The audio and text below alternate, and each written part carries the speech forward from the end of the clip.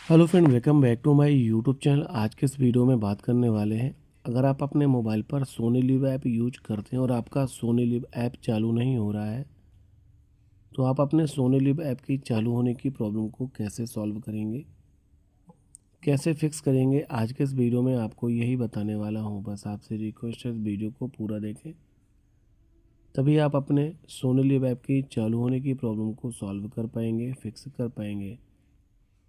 इस प्रॉब्लम को सॉल्व करने का सबसे आसान तरीका है, मोबाइल के गूगल प्ले स्टोर पर जाएंगे, सर्च बार में जाएंगे और टाइप करेंगे सोनी लिव और सर्च करेंगे।